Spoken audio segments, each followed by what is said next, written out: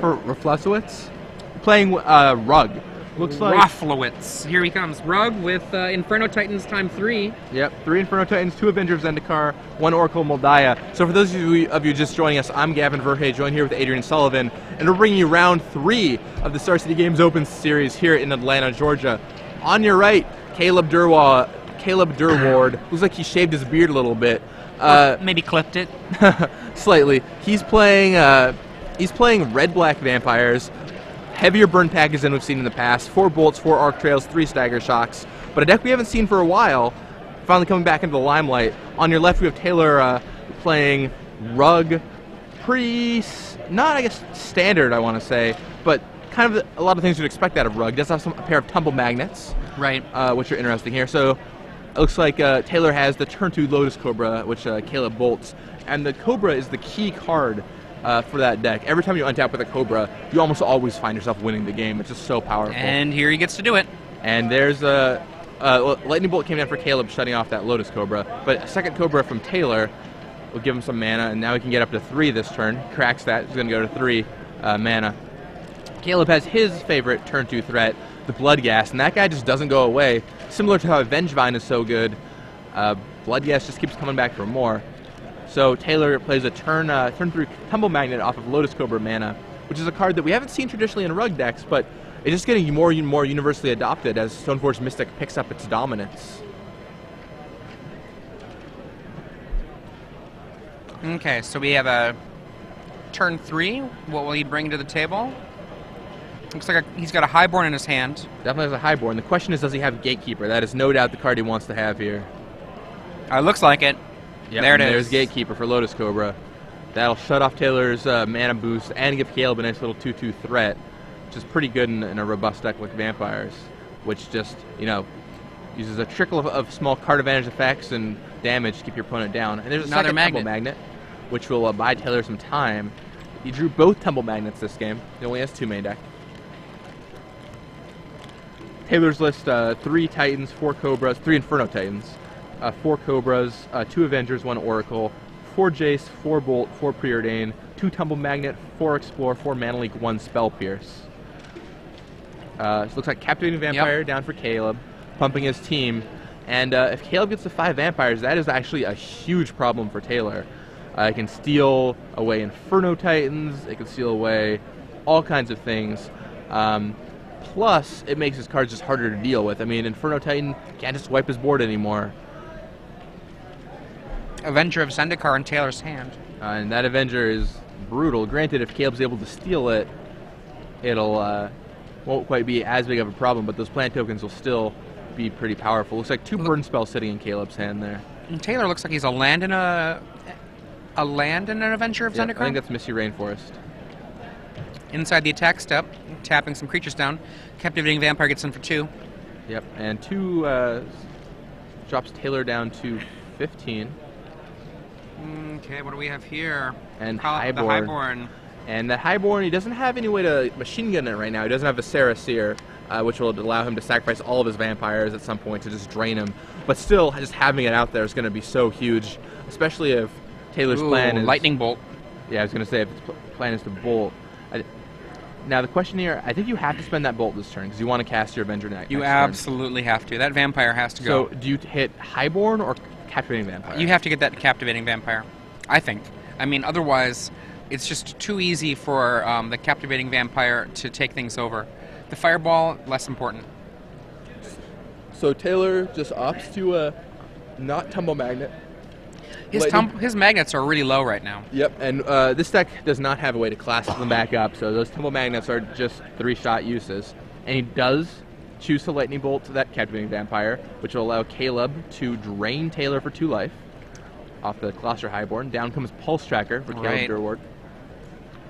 And right now he wants to get a land. There it is, Avenger 4/7. And that is brutal. A little out of order sequencing, which is now, of course, legal. Very true. So Avenger comes down, which will create 7 plant tokens, but for now the plant tokens are 0/1s. Taylor is out of cards. So now Caleb is trying to figure out how am I going to get my creatures to die. The best card you could draw here would probably just be Viscera Seer, right? That would be the one. He's only at 6 life, so that would literally be the best draw right now. Yep, if he draws Viserys here, that's just game over. The other problem, of course, is Caleb can just be like, okay, whatever, attack you with my vampires. Attack you with non-highborns. And then you go block. All right, I'll drain you anyway. I mean, that Bloodghast is getting in for sure. Oh, That's another highborn. Another highborn. I was going to say, that's probably his second best draw. Yeah, that means essentially that if he plays this outright, there are literally, I think, no outs for Taylor that don't involve winning next turn, because with the second highborn, that pulse tracker gets to come in. Oh, I'm not quite no outs. My bad, because he doesn't have to kill anything yet. The pulse tracker can just march in and take 1 life out, and so he'll be at 5. What I was going to say was that if he got down to 4, then killing a highborn means he dies, and he needs the highborns to die. So, granted, yeah. my apologies for that jump to the gun. All right, so Caleb serves in with looks like Gatekeeper and Pulse Tracker here, yeah, and he's thinking about it. So he opted to not cast the second Colossus Highborn pre-combat. Surprise. I feel like you wanted to get that Highborn down there. You know Taylor's got no cards, and when you serve, you have to drain him for max points. Now, granted, if you play that Highborn and he kills off 2 of your vampires, you can't drain him for 8, but you can still drain him for 6, which is all you need, and he only has 1 5/5 blocker in the first place. Right. And so he attacks the Pulse Tracker, dropping Taylor down to 5. He's got a Hand of Burn. Yeah. And he's got Arc Trail, Lightning Bolt to finish him off. Okay. Doesn't even need to show him the extra highborn. Yep. He even have Arc Trailed his own Pulse Tracker if he felt like it. Right. To trigger Highborn for an extra point of damage. So that takes down Taylor pretty quickly. I remember back when Vampires was just starting up, I played this deck a lot, this matchup a lot, and to me it always felt like Vampires was heavily favored. Yeah, I agree. Rug deck had a lot of problems. The one way that Rug could beat me... Pyroclasm? Oh, Pyroclasm was good out of the sideboard. I was going to say Avengers Zendikar was their best weapon. Ah, okay. But we saw Avenger come down that game, and it just didn't matter. He just killed him anyway. He was too low. He was too low. So going to the sideboards here for Caleb Demons Durward. Demons of Death's Gate. We'll see if Demon comes in. I don't know that makes it for this matchup. I mean, your natural way of attacking does a good job. Right. I mean, the Demon is mainly for the Valakut matchup. Right. So I don't know if we'll see Demon here. Nighthawk. Vampire Nighthawk. Again, I don't know if we really want Nighthawk. Go for the Throat might be a nice card. I think dealing with Cobra is too important. I think dealing with Inferno Titan is too important. Right. I think you want that removal spell. And he doesn't know which Titan. Inferno Titan is the most common Titan right now, I think, from Rug. But any Titan is worth killing with Go for the Throat. So that seems reasonable to me. Though, to be fair, I wouldn't be surprised if he actually does use Mark of Mutiny here. He's got enough burn, he's got enough beatdown. Unlike the Boros deck where I'm a little bit less comfortable with the Mark of Mutinies being brought in, he knows 2 things. 1, he knows he's got Titans from his opponent, and Mark is good against a Titan. And 2, he's got a pretty solid burn package here. He's got 10 burn spells. And the combination of those 2 factors with his fast beatdown, I think you're going to see Mark of Mutiny, definitely.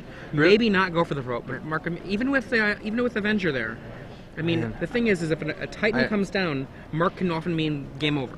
I don't actually like Mark that much here. I feel like you don't want to board out that many cards because you really have to keep like the core of your deck intact. You don't have a lot of sideboard slots, and I think Mark isn't good against Avenger of Zendikar. He only has a handful. He knows that he only has a handful of other creatures to hit. You know, probably 3 to 5 Titans, which are 3 Titans in this case, and. Yeah, Mark on Inferno Titan is really good, but I think Go for the Throat will often accomplish a similar thing because you should be able to keep a board presence behind Inferno Titan even after they deal 3 to you. And if you mark it, I don't know if that's going to be lethal often enough. Plus, you probably have to cut burn spells. I wouldn't mind cutting Stagger Shock. It's too slow for Lotus Cobra. Yeah, I think Stagger Shock might be a weak link here. I mean, Caleb also has Vendetta and Doomblade, which might be come in. I mean, maybe you can cut the Hex Mages because there's only Planeswalkers Jace. Might not be as big of an issue. I still like the Hex Mage as a Jace killer. I still like Hex Mage. I would even too. board in a Hex Mage. My probable board here would be cut 3 Stagger Shocks and cut 1 something for 3 Mark of Mutinies and 1 Hex Mage.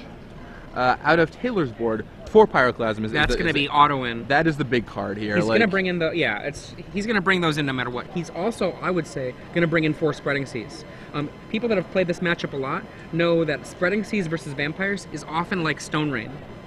right? Because they need the triple black. They need black mana to activate their highborns. They need triple black for gatekeepers. They need all this black mana, and especially when they're 2 colors, you can really, really shut them down on what they're doing. The issue, once again, is how many sideboard slots do you have? So he has 4 Pyroclasm, 4 Spreading Seas, and 2 Obstinate Bailoffs. Those all come in. 10 cards I think you want to bring in this matchup. What can you afford to take out here? The 1 Spell Pierce, okay, that's a freebie. I would take out the 4 You think 4 mana leak? I think 4 mana leak too. The 1 Spell would Pierce, and I think Tumble Magnet is not very good in this matchup. I think it comes down, it winds down too quickly. I agree. It winds down, there's no equipment to stop, and like you're just stopping a 2/2 as opposed to, when you're stopping their 1 guy with a sword, it's very good, but when your opponent has 5 creatures, it doesn't quite have the same impact. So I think you cut the 2 magnets, the 4 leaks, and the 1 pierce. That's 7 cards. 1 Oracle could go away. That's 8, and then you shave 2 cards. Yeah, simply just shuffle and lands. Who needs those, right? Like, I mean, the question of what you shave is always hard, but I think you shave something. Maybe you shave the Jaces. I could see cutting some Jaces here. I kind of like cutting out some Jaces. Yeah, I mean, that seems like a very solid sideboard plan to me. Looking down this list, see that there's anything else you can really do. I mean, I don't think you want to cut any Explorers, because I think just getting ahead on mana and accelerating into your big threats is too important.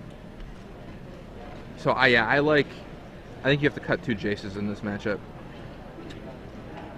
I mean, the thing about Jace is, if you get into a late game against vampires, Jace is so good because you can just bounce whatever they play. But the other 10 cards you're bringing in, Clasm, Seas, and Bailoff, I think are all worthy of slots. Yeah. And that gives him that gives him 12 great 2-drops too. 4 Explore, 4 Lotus Cobra, 4 Spreading Seas. Yeah, my prediction, honestly, is that this is probably going to go to game 3. Like, being on the play, having access on the play to Spreading Seas can do so much. Being on the play is very, very important in Standard and Legacy just in general. But in this particular matchup, the knockout punch power of Spreading Seas on turn 2 before Caleb has had a chance to play a second land, I would be very surprised if we don't see a game 3 resolving this matchup. I mean, a lot depends on the hands. I agree. Taylor being on the play is gigantic in this matchup. Yeah. But yeah, I mean, a mulligan there is kind of rough. Yeah. There's always that element of the luck factor. Right, and if Caleb gets a fast draw and Taylor doesn't have Explore, he can still maybe get out ahead of him, but we'll see what happens. I mean, even the worst matchup can be won. Yes. Even the best matchup can be lost. Just gotta shuffle their deck correctly. If we all just stopped playtesting and started learning how to shuffle our decks so that they always got mana screwed when you shuffle your opponent's decks, I mean, how could you possibly lose? All right, let's see. He's got Cobra in his hand. All right, so yeah, that looks like a pretty good hand for Taylor. He's got Halmar Depths, Misty Rainforest, Cobra are the 3 cards I saw, and I would keep that on 3 cards, so I'm pretty happy. Is that a Pyroclasm hiding back there? I see a hint of red. Looks like Inferno Titan, but I think it's Inferno Titan Pyroclasm. You think it's Inferno Titan Pyroclasm? So that's a pretty robust draw. You've got some lands, and then he sees 3 lands on top, which I'm sure he's very happy about because he needs that 3rd land. And no 1-drop for Caleb, which is a big problem. With so many 1-drops in his deck, being on the draw, you really want to have a 1-drop. So Raging Ravine comes down for Taylor. It looks like he might slow roll, because he's got a Misty Rainforest, right? I think he might be slow rolling his Lotus Cobra. Yeah, I mean, so is that an Oracle? Can't quite. It looked like it might have been an Oracle, yeah. Okay. So down comes Lotus Cobra, which is going to get him a mana, which he's not going to use. I mean, I think you can slow roll the Cobra there, depending on how you want to set up your mana, because he chose to put Raging Ravine into play. Right, yes. And if you're not going to need the mana for anything explosive on the next turn, I can respect making that decision. Absolutely. He has access to 6 mana next turn if nothing happens to that Cobra. Oh, if nothing. All right, so Taylor cracks Mysterious Force in response. Sounds like a mana leak. It might be mana leaking here. Yep, and there mana leak it from is. Taylor, so he did leave some mana leaks in. I found in this matchup, I kind of liked keeping in 2. This is granted, this is back in the Stone Age of this matchup, back in a late last year well, when the decks were just look a lot popping like in. that, but it's true. I feel like might as well just be in the end of 2010. But I like leaving 2 mana leaks in on the play because you could often catch people like that on the draw. I think you definitely don't want them. You're just too far behind. But on the play, when your plan is to Pyroclasm them and your plan is to bolt them out, like it's just another removal spell you can use on a lot of game-breaking cards. And there it was pretty awesome for Taylor, shutting down a Gatekeeper Malik here that was really going to threaten him and to deal with that Lotus Cobra. And it looks like he left in Temple Magnet too. And there's the Oracle, the one Oracle for Taylor. Down comes Misty Rainforest. And Misty can get him that Temple Magnet if he wants it. Shows There's a Mana Mana Leak. Yeah, and that Temple Magnet looks like it's going to come online here. So his hand is Pyroclasm Temple Magnet, so he didn't have an Inferno Titan. I think the card that we thought was Inferno Titan was actually that Mana Leak hiding out back there, which I know is strange considering the border, but that little burst of red. Yeah. The glare and the burst of red is very tricky. Looks like Force of Will. So I think we're going to hit 3 and Temple Magnet? Yep, Temple Magnet here for Taylor. And he doesn't even really need the magnet that badly right now, but he's willing to just put it out there. And we'll see what is on his top here, and it looks like he's in a pretty good position. He'll be able to start drawing a bunch of cards, of pseudo cards with the Oracle. He's got a lot of mana. He just needs to find a threat, but that Oracle will dig him past his lands. The best card Caleb could have here, I don't know what his last card is, but if he has a way to cast Arc Trail, that would be a gigantic blowout. Good. And he has the Summit, but no trail. There's a Go for the Throat in Caleb's hand. So he definitely boarded those in. Yep. You know, I think that Viscera Seer might be a card he would have taken out. I could see taking out 2 Viscera Seers in this matchup. You want robust, fast bodies, and a 1/1 for 1 isn't exactly what you're looking for. And scrying in the late game doesn't do much against Avenger of Zendikar unless you're trying to burn them out. So, all right, so what do we got here? I predict to Go for the Throat. Yep, Go for the Throat on Oracle, making sure that Taylor is drawing that island and not going to see the cards under it. And down comes Calistria Highborn. Yep, and down comes the Highborn, and I think now you might just have to blow that Pyroclasm. Like, you already have the 6 mana you need to cast a Titan if you draw it. Oh, no. Activates the Raging Ravine? Is that what that just happened? Looks like it's time to go beat down. Yeah. So he's going to serve in for 6, dropping Caleb's life total to 12. His plan here, I think, is to bait the counterattack plus a couple more creatures. I could definitely see that. I'm usually pretty conservative with my Pyroclasms. I like I'm fine 1-for-1ing them if it gets rid of something important here, especially since Caleb was tapped out and couldn't drain Taylor for any life. I think he's trying with that Tumble Magnet to draw him out. The Tumble Magnet changes the equation a little bit. The Tumble Magnet does change things. It's showing some use here. And a second Highborn. Okay, now I think you... Yeah. Oh, right. Boy, what do we do now? You got to pull a Pyroclasm trigger. You can even serve in with that Ravine first, since he has the land in his hands. So you can go attack with Ravine and Cobra. I don't think he's going to block. Okay, he's just being super careful. He's like, I'm not going to risk my Lotus Cobra dying. I'll half your life total, drop you to 6, or 5 even, because the Ravine gets another counter. And then I'll play a land, blow up your entire board. Boom. And the jig is up. Caleb Durward loses his entire board. And Taylor has a lethal Raging Ravine staring him down, plus a counter on Temple Magnet to tap any creature that Caleb can play. That's pretty awesome. Here comes 2 creatures. 1 can't block. 3 creatures. Oh, 3 creatures. That's the magic number. But I think Taylor's got another Temple Magnet. All right, he just decides to serve it in, Edict whatever. You. There we go. And draws the Lacerator. So he can attack for 2 with the Blood Gas, dropping Taylor to 10. And lay a blocker. And that 10 is actually very important, because with the 2 Blood Gas in Caleb's graveyard, that'll have to give them haste if he draws a land to bring them back. Yeah, it's a huge deal. But they can't block. And here comes another Edict, killing one of those vampires. This one. No, that one. So it's actually kind of an interesting decision, because the Lacerator is a base 2/2 now, and it's not going to deal Caleb any damage. But the Pulse Tracker automatically gets one through even if Taylor can block. Yep. Which could be very important. So yeah, he ups to bin the Lacerator here. What do we have? What do we do draw, Caleb? It needs to be a blocker. That's not it's it. a land. He gets back 2 of those. He's going to serve in for 6. Okay. And he taps the Pulse Tracker. And Caleb now does not have the ability to block. So unless Taylor forgets about the attack step, if he clicks the OK button too fast, he will lose. But I don't think that's going to happen. There we go. Yeah, and Caleb makes Taylor go through the motions. Look at the smile. He's Force like, oh, nice. Oh, I might have forgotten. It could have happened, I guess. It's not the first time somebody would have clicked through an attack step in real life. So. You know, Pro Tour champion Kyle Rose famously said, I did it again, Huey. I forgot to attack.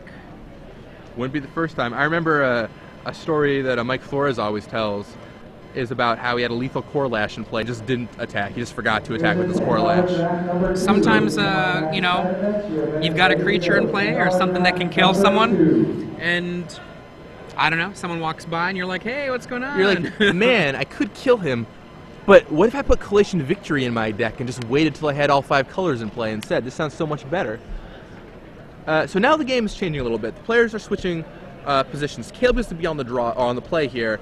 Taylor goes on the draw. I think we're going to see those mana leaks come out for Taylor. I think the mana leaks are going to disappear for Taylor. I mean, on the play, I think you could justify keeping them in. We saw 2 that game. Maybe he kept all 4 in. I don't know.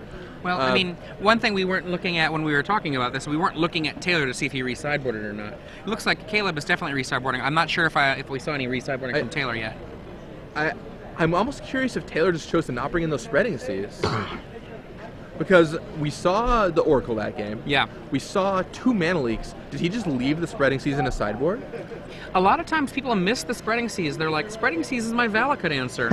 And they don't think about the fact that a deck like Vampires, like for example, in that game, right, he would not have had to cast the mana leak to stop the Gatekeeper if he had had a spreading seas, because the spreading seas would have just blanked that land. And in fact, Caleb had 4 land for a long time, and each of those, like many turns, he went black, black, black, black. All 4 black mana that they needed to be black to have his play work out. Yeah, the spreading seas is just like a proactive mana leak. It shuts them off of a turn. It's like a proactive dismiss. You draw a card and you just shut them off of a turn. Granted, it's going to be way worse on the draw than it is on the play, but I still think it's worth having it in your deck. Plus, it does draw you a card, which digs you closer to cards like Pyroclasm, which are so important. Absolutely, and I do think that you can't afford in this matchup to be holding mana back for mana leak. Yeah, especially like on the draw. Maybe on the play you can justify it, but once again, on the draw, I just don't think you're going to be able to have the time to do that. Caleb's going to go 1 drop. Like we see Caleb sideboarding here. He might be bringing his Viserys Seers back in. I think Caleb's going to go 1 drop. Taylor's probably going to go like tap land or something similar to that. Caleb's going to play 1 or 2 more guys, and Taylor can't just afford to be like, okay, I'm going to leave up mana leak here. That is a recipe for disaster. So we'll see how this plays out. What do you think Taylor is working out here? Like in his head, what do you think he's trying to figure out? Well, I mean, for this at matchup? this point, it strikes me that when it comes to what the matchup is, it basically is him trying to kill everything that drops on the table, so that, or accelerate really quick. But either way, like, just deal with the table first, and then second stage, get down a Titan, right? That's what he wants to have happen. And so maybe he keeps in his Tumble Magnets, because in his mind he's like, Tumble Magnet helps me get to Titan. And I think that might be how he's thinking about this matchup. I'm not sure that I agree, because like you were saying moments ago, like Tumble Magnet is one of those cards that when you're not talking about an equipment, when you're not talking about a lot of different big creatures, a Tumble Magnet can hold off a little bit of damage, but it's expensive to do so. Right. And then at a certain point it stops doing the work it was supposed to do. Yeah, and on the draw, it's just so unimpressive. I mean, in this matchup, I don't know, being on the draw with a Tumble Magnet in your hands just seems so slow, because you're going to play a turn 3 Tumble Magnet, and even if you have a Lightning Bolt or Pyroclasm on turn 2, it's still not going to do as much as you want it to. I don't know, I feel like Tumble Magnet's going to come out here. I feel like those mana leaks are definitely coming out here. So he's going to free up some spaces in his sideboard, but maybe he just doesn't realize to bring Season. Maybe he just knows better, and he's like, I don't think we need Season this matchup. So We got Charles Gindy walking by. 3-0. What are you playing? The Pro Tour Hollywood champion, rocking some Squadron Hawks and Stoneforge Mystics, as the pros tend to do these days. He's like, Glenn Jones is telling us also to remind us that the other 2 championships to pay notes to, not just the Pro Tour, but the Star City Games events as well. To me, Charles Gindy will always be the Merfolk man, but interesting. You know. I think Alex Borta will be my Merfolk man for a long time. Okay, so Caleb Durward on the play here. Hoping and we have Charles Guinea coming into the booth with us, going to comment on the third game of this match. What's Taylor and Caleb? So they're playing, it's Rug versus Vampires here. Caleb's playing vampires, I assume? Yes. He loves his unsurprising. vampires. He does love a good vampire. I don't know. I don't think vampires is very well suited for this format right now. Do you feel like the blue-white deck just drives vampires out? I feel like sort of Feast and Famine kind of drives vampires out by itself. But yeah. Other than that, like, it just feels like the decks are not where vampires wants to be. You don't really want to play against Valakut that much, right? I mean, Duress is your good point. Right. Because you're too slow for Valakut. You don't really want to play against Boros either. I think that's a better aggro deck. And mono red. Right. Because Bloodghast is terrible against both of those. So what is he actually planning on beating? I think this is the matchup he wants to play. This is the Rug matchup. Oh yeah, I guess that's true. Rug is the good matchup for this. Is the matchup I think you want here. Rug and like the random bug type decks. But even then, I mean, we saw Taylor in game 2. You know, like he has a lot of really good tools. He has Pyroclasm out of the sideboard. He's got a lot of really strong threats against the Vampire deck that'll cut down Caleb's ability to get the fast starts you need. And I feel like Vampires was really good in an undefined format, but now that the format is more defined, it's a rough world to be slinging black spells. It is definitely a rough world for Vampires. Just in general, Tumble Magnet's even a pretty good answer for their aggressive strategy, which is a heavily played card now. And it looks like turn 1 Preordain from Taylor. And turn 1 Preordain is a play that a lot of people have been saying, it's usually better to go for a turn 3, turn 4 Preordain. But turn 1 comes down for Taylor. How do you feel about the turn 1 Preordain? I think it's hand varying. Basically, most of the time you want to kind of wait for a more optimal time, sort of like your brainstorms. But there are definitely hands you keep because of Preordain, because you want to hit your lands or you need a 2-drop, like a Mana Leak, a Disruption spell, something like that. That's when you want to cast Preordain 1. But if you have a 2-drop and you're already set up for the next couple of turns, there's no reason to continue setting up for something that you already have, you know? Sure. Yeah, you find the missing pieces. So Caleb serves him with his Bloodghast there. Sounds like we got a report from the floor that Arc Trail was the card that Caleb boarded back in. He boarded them out for the second game, and now they're back in his deck, and that's be a good one to have right now. Looks like Lightning Bolt is probably going to clear that Lotus Cobra. Taylor. Lightning Bolt, is that a Lacerator in his hand? Kind of looks like. Yeah, I think it's Lacerator. I think his hand is Lacerator or Lightning Bolt. Lightning Bolt in the land. That's kind of what it looks like. Yeah, it's pretty weak hand for Caleb Durward here. Yeah, looks like Taylor's. Well, we know the Bolt's going to kill the Cobra. Oh, he chose not to bolt it in the turn. Interesting. I mean, thinking trading. Well, yeah. See if he trades first. See if he trades with Bloodghast. Well, you never know. It could happen. I mean, I feel like he didn't cast that Lacerator last turn. He left the Dragonskull Summit untapped. And I feel like if you're going to... maybe you're trying to play around a mana. No, you can't play around because then you just have another mana untapped on your turn, right? Yeah. Not playing around Spell Pierce either, because he just played the Lacerator first and didn't play his land. So. And there's a mana leak. I felt like maybe the time to do it might have been in response to the Preordain. That's probably a good idea. But I guess this does force Taylor to shuffle away the cards that he Preordained into, which could be reasonable. Both on top? Yeah. So we're getting rid of one random card based on this. But we don't get rid of the Lotus Cobra, which is the threat right now. Right. Yeah, that's rough for Taylor. Or rough for Caleb, rather. Yeah. Obstinate Bailoff. That's going to really shut down all of Caleb's offensive power. Caleb did not have much going on this game, and a 4/4 is going to be an issue. Granted, I think in Caleb's hand he drew Go for the Throat. Might have been a Doomblade. I'm not totally certain. Nope, he opts for Oracle. And down comes Raging Ravine. You know, he wanted to leave Bolt up. Just wants to bolt that away right now. Wow. Yeah, this is a really bad position for Caleb to be in. Yeah, it's pretty rough. I think he has a Doomblade, though. A Doomblade, so he can deal with it. If he doesn't answer the Oracle with Doomblade. If he answers the Oracle with Doomblade, then the Bailoff beats him. But if he doesn't answer Oracle, then it's going to generate too much cards. Too many cards.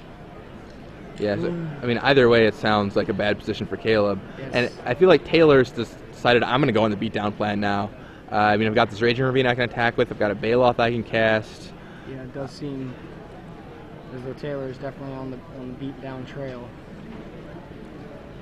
Sees a Lotus Cobra and Copperland Gorge. Probably going to leave both on top. Draw the Cobra, flip over the land. Yep. Play his lands off. Play a Cobra. Yeah. Nice. That way we can still play the Baloth for free. Oh, we might have a response. Oh, Caleb thinking. So he Doomblades down the Oracle. Interesting. So by Doomblading the Oracle, that means that I can no longer play that land and get a free Baloth, but it does get rid of Caleb's Doomblade after Taylor's gotten an advantage from it.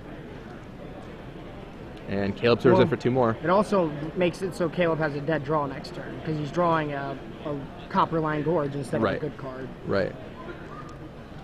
So in a sense, he drew himself a card by doing that. That's certainly true. But Caleb, good play by Caleb, but still running low on time. That Baloth is going to add a threat, and Taylor can serve in next turn with the Raging Ravine and the Baloth and the 2 Cobras. And you're already down to 12, or are we at 16? Pretty sure Caleb's at 12. Yeah, 12 life for Caleb. Blocks with that, brings it back. And that's... Yep. Here's where the beatdown starts coming.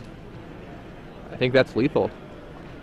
8, 10, 12. Yeah, it's lethal if Caleb doesn't have anything, and he doesn't. So. Yep, and that's game. So so he played his good matchup, the one you probably want to play, and still ended up losing. Rough for Caleb Durward. Yeah. Rough matchup. How do you feel about Rugg in this format? Taylor's a player who's had some success. He knows what he's doing. He's playing Rugg. Like, do you think Rugg is well positioned? You opted for blue-white yourself. Well, Rugg is definitely a good deck for the meta game, I guess. Like, it's just one of those decks that has a lot of powerful draws. Lotus Cobra can come out of nowhere and just add 5, 10 mana if you have an Explorers, and I don't know. Like, Rugg is a good deck.